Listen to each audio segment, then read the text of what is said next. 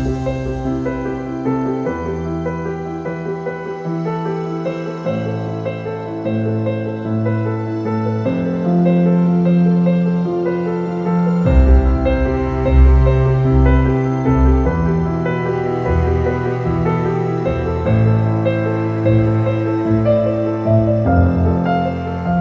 to the Flash Bash, the show where we celebrate the top stories from the Edinburgh Award for Flash Fiction 2021.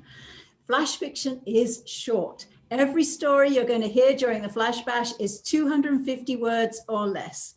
This week, we're on a quest to find out who the prize winners are. The Edinburgh Award for Flash Fiction is open to writers worldwide. The Golden Hare Award is for the top story entered by writers living in Scotland. This year's competition attracted our largest entry to date, 750 entries from 23 countries. We're delighted that most of the writers will be with us this week, and so will our judges, the award-winning authors Zoe Strachan and Louise Welsh. At the end of each episode, Zoe and Louise will be telling us which story they have chosen to advance to the final. We need to remind you that while we're going to enjoy some wonderful readings of the stories, the judge's decision is entirely based on the written word, not on any of the performances. This is the first year that Zoe Strachan and Louise Welsh have been the judges for the Edinburgh Award for Flash Fiction. Both are highly acclaimed novelists. Zoe is known for her intimate and emotionally charged fiction, and Louise for her stark and gripping psychological thrillers. Both are very much engaged with other forms of literature and writing as well. Zoe is reader and Louise is professor of creative writing at the University of Glasgow. I asked them how they found their first year as judges of the Edinburgh Award for Flash Fiction. Well, first of all, it was a pleasure to be asked to judge. We really appreciate it. And I think that we were incredibly impressed that anyone's writing stories at all under such difficult circumstances. So it was a delight to see them popping into the inbox and see that people were finding inspiration and being productive under, really kind of grim circumstances. Inevitably, perhaps, though, I think the mood of everything around us showed in the stories. A lot of them were quite melancholy. They were quite, a few quite sad and some very, moving pieces. And, that was a real theme that ran through them, themes of loss and grief and so on. But then all the more impressive that people managed to handle such a big theme and such a tiny, tiny word count. I mean, you really punished the entrants this year by giving them so few words to work with. And it sounds like such an obvious thing to say, but these are so short. And yet some of them have the depth and the realization of much longer pieces of novels. And I love this feeling that you get sometimes. It reminds me, remember when we used to go on trains and you're on a train and you're going along and you suddenly get a glimpse through somebody else's window and then you're gone. And you have these fantastic impressions. And I think I was left with a lot of that, a lot of really glimpses of other worlds and other lives. And I felt very grateful actually to receive them in my inbox.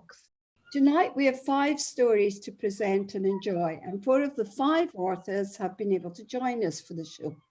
These are Abigail Johnson, who will introduce us to The Disappearing Act, Margaret Callahan, who will be presenting her story, Remember, Kirsty Hammond, who will tell us her story, Execution, Peter Lomax, who will be reading his story, Drowning Lifeguard, and Sarah will be reading Kitty Walden's story, Pooled, since Kitty is unfortunately unable to join us this evening. So, hi everyone, how are you feeling? Hi. Hi everybody. Congratulations on getting through to the flashback. I hope you have a great time this evening. We begin with Abigail Johnson. Abigail lives in the West Midlands with her husband, her 2 sons and their Cocker Spaniel.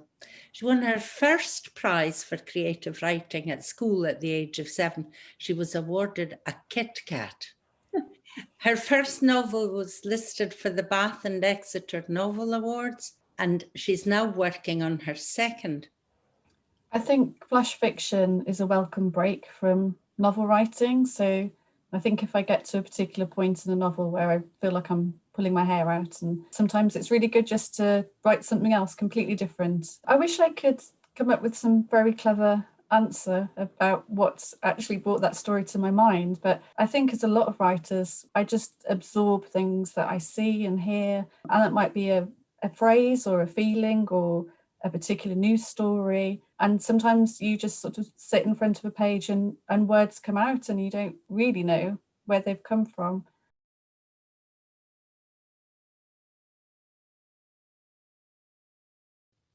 Uri Geller, I think he said. Words softer than the flutter of butterfly wings, the effort contorting his face. My dad had a thing about magic. I hold his hand and watch machines, bleeping and blinking like satellites, measuring the fading hum of breath and heartbeat. A nurse checks his pulse, and aware that we're both strangers to him. Not long now, she nods, as my stomach folds in on itself, a knot I know I'll never untangle. The last time I saw him, I was 7. He pulled a coin from behind my ear, and later guessed the number I was thinking of. I had no idea when he'd next turn up, appearing from nowhere like a rabbit from a hat. And now for his grand finale, he's about to disappear for good. In suffocating silence, I hover at his bedside. I'm a cardiologist, Dad. Married, 3 kids. I went to Oxford University. I travel a lot, speaking at conferences all over, and I don't tell him how I'd used to sit by the window every birthday, hoping it would be the year he'd come back, even though I want him to know. Later, I tell my friend Jay about Dad's last words. What? The spoon guy? Yep, I said. I know he liked magic and everything, but still, his last words to me. Are you sure he didn't say, "You're incredible"? I play with the words silently. And just like that, the line between love and hate is blurred. His final trick. That's beautiful. Yeah. Thank you. That was great. That was really, Thank really you. great. Next, we have Margaret Gallahan, who is a public health intelligence advisor living in Glasgow. Margaret studied creative writing at the University of Glasgow, has had several short stories published in literary magazines, and has been shortlisted for several awards. She also commissioned and edited a cookbook to raise money for the Social Bite charity. I'm just so fascinated by what happens to you as a child and how that turns out as an adult. In terms of the flash fictions I've been writing, I'm really interested in how people move in and out of your life. In fact, I think it follows on from Abigail about the line between love and hate, that you can love someone but still feel that you can't have them in your life, but it doesn't mean that the feelings you had for them go, they're still there. That's something I'm really interested in. I see you sometimes, a shape at the window, rags and bones crossing the street. I helped you up when you fell once. Did you find your glasses in your pocket? Did you know it was me? I hear you sometimes. I come to your flat and listen at the door. You still sing well, though you said the band had wanted you for your looks. One time you'd broken the lock. You were passed out on the couch. I switched off the oven, cleaned the beans from the wall, laid a blanket over you. Did you know someone was there? Did you hope it was me? Do you remember the caravan holiday? We had pineapple cakes for breakfast and went swimming in the rain. You left me in the play park while you went for one drink. It was dark when you came back. I was sitting on the swings reading by the sodium lights. You used to bring my coat to school when it rained. My teacher always giggled when she saw you. She said it was hard to believe you were my dad. Do you remember racing me down the hill to the library? Your stories were better than books. Sometimes I'd fall asleep reading and you'd slide my glasses off gently, but I knew you were there. Do you wish you hadn't stormed out of my graduation, fallen through a hedge at my wedding, slept through her funeral? I see you sometimes. Do you see me? The way in which you wove that story together, it's really lovely. Very moving. Next is Kirsty Hammond. Kirsty has been writing fiction for a few years now. She's a member of the Ayr Writers Club and has done well in several writing competitions. She's working on a couple of young adult novels, and her favourite genres are science fiction and fantasy. I'm quite interested in that period of Scottish history with the witch trials, the thought about what it would be like watching someone about to be executed, knowing that they were not a witch, and yeah, it just sort of went from there.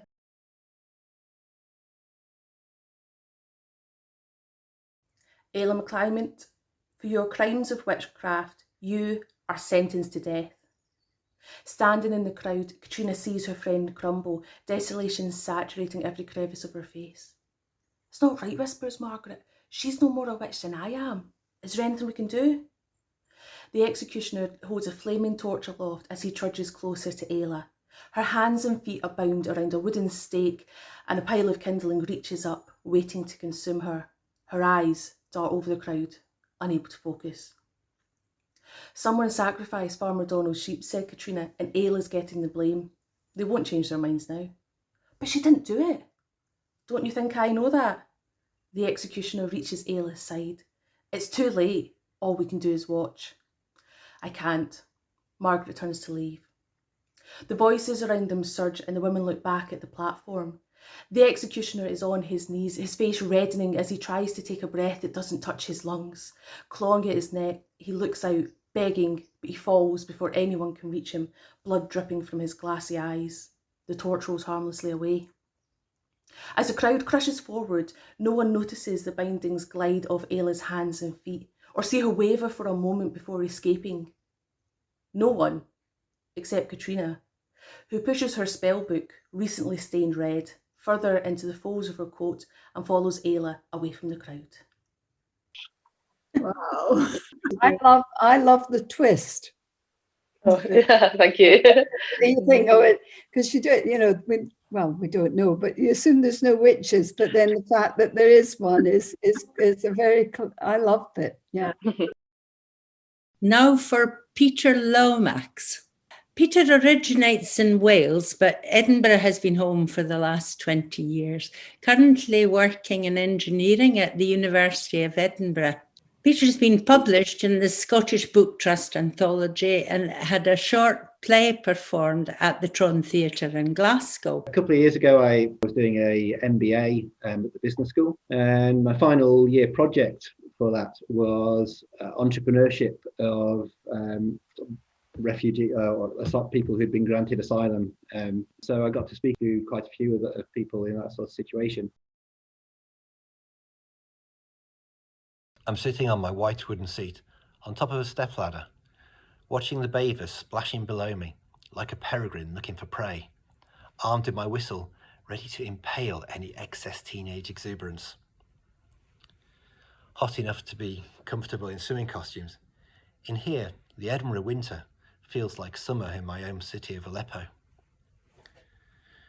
Despite my perched vigilance, in this heat, my mind often strays to the Syrian pre-war days, with friends swimming in the Mediterranean, the races at the Assad Pool, and time spent playing in Aleppo's waterways. The friends now either dead or dispersed. The Med beaches now covered in landmines, the pool drained, and waterways full of bodies. To qualify as a lifeguard involved exams in a language I barely knew. My old qualifications reduced to dust like my home and family. But still, authorities asked to see certificates that no longer exist, passport which is no longer readable, or references from people no longer alive. The job application filled me with terror. Swimming experience? Do I include the overnight escape swimming from Turkey to Greece? Travel? Would they like to know about the hours clinging to the underside of trucks? But now, despite all the efforts to rebuild a life, I am drowning. Pockets weighed down by the concrete letter from a Home Office administrator telling me I must leave this life that has been so hard to establish and return to the war-torn, divided ruins of my former home. Thank you. I love the title. I think the juxtaposition of those two words is before you even start the story, you go, how can you be a drowning lifeguard? And then it makes absolute sense at the end, drowning under the bureaucracy. Our fifth and final story comes from Kitty Waldron. Kitty was unable to be with us this evening, but she and I had a great chat on the phone. Kitty is a member of a writers group not far from her home in Lyme Regis. She writes a new flash fiction piece every couple of weeks, and her stories always have a quirky edge. And that includes her entertaining monologue, The Arsonist, which took second place in the monologue mash at Salisbury Fringe Festival of New Writing for Performance. Met him in a bar, and he was stunning, although he was knitted. Okay, don't judge me, but we slept together. He got up before me and made me tea and toast with crunchy peanut butter cut into triangles. He came around the next night and we enjoyed a Chinese takeaway with crispy seaweed while watching Muriel's wedding. He made me tea, but toast with just butter. Maybe he's not quite so well knitted as I thought. There's a thread just coming loose. The next night, jacket potato, cheese and beans. We watched Sewing Bee. But then he was very critical of Joe Lycett. Oh, that thread. I just gave it a little tug. He forgot to put a tea bag in the hot water, so it was just a mug of hot water and a piece of toast. Then we had to watch monster trucks. I had no interest in this, so I spent the whole episode pulling on that thread. It was immensely satisfying. Next, it was Fast and Furious. He barely spoke to me all evening. We got an Indian, and he wouldn't share his Peshwari naan. Oh, he's falling apart at the seams. What the hell? Who the heck orders double capers and Fast and Furious 5? He isn't hard to pull apart. I had to get up and make myself a cup of tea. I followed a trail of wool downstairs and it ended at the kettle.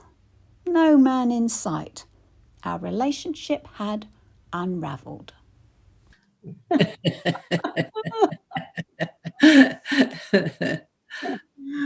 Yeah. Oh. So we've heard all 5 stories and some really wonderful readings in the first heat of the Flash Bash 2021. Sarah met with the judges earlier to find out which story they have chosen to advance to the final. Those are the stories from the first round. I have to say, I love Paul's, I just need that humor in this very bleak year. But we've got stories with incredible reach here. We've got Drowning Lifeguard set in a swimming pool, but dealing with the tragic story of asylum seekers coming up against the Home Office. We've got stories with great emotion in Remember and The Disappearing Act. And we've got historical fiction in Execution. Where do you begin to decide? Oh, this was such a difficult group to choose from. As you say, just a really strong selection here. It's funny because people often say to writers, where do you get your ideas from? And when you look at a selection like this, you see that ideas are absolutely everywhere. And as you say, people pulling from things, very topical current events, people drawing from their own experience, perhaps, people drawing from history. And I very much appreciated the humor as well. As you were saying, this is a tough year, and sometimes we just need that release. Yeah. That we're not meeting our friends around the water cooler or in the bar or at work, and just to have something that gives you that feeling, that connection, and makes you smile is like a present. It is, isn't it? And then, so impressive when people manage to deal with these topical stories in a flash fiction. I have to say, it came down to, I think I did have 2 favorites in this round. And as I say, this was an especially tough one. I thought Execution was fantastic at doing as much as could be done in the flash fiction form. I loved the dialogue. I loved the fact it was a complete story. And actually, in referring back to the witch trials, that's very topical just now as well. Yeah, I was very taken with execution as well. I followed the Witches of Scotland podcast and following the campaign. But Disappearing Act, it takes us on an emotional journey, doesn't it? You know, it's a scene that's recognizable to so many people, some really lovely writing, lovely, you know, words softer than the flutter of butterfly wings. You know, the situation is so vividly evoked there. I think it's so clever the way that not a word is wasted in either of these stories, you know, and it is a difficult one. And I think we came to a choice. I think we did. And now, of course, I'm thinking about the other stories in this heat and how good they are. But I think, yeah, I think we've made a decision. Yes. Execution.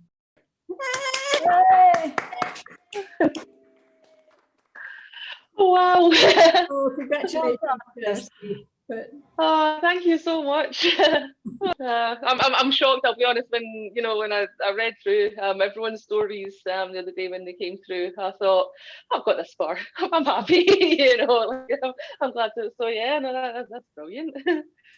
I think it's been a really rewarding experience and a lovely distraction from lockdowns and other things that are happening right now. This is the first thing I've written for about 5 years, and so it's sort of hopefully inspired me to carry on and do a lot more writing.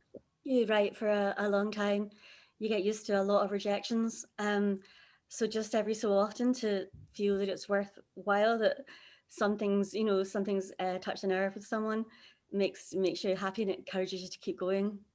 Huge congratulations to all of the writers. We really loved your stories and we're delighted that you've all agreed to be published in our next anthology. You can read all the Flash Bash stories on our website at the moment. And of course, don't forget to check out our latest anthology, Life on the Margins, published just a few weeks ago and still on sale. And we'll be back tomorrow evening with another episode of Flash Bash 2021 and 5 more very, very short but very wonderful stories. We hope you'll join us for the premiere starting at 6 p.m. Bye for now. Bye.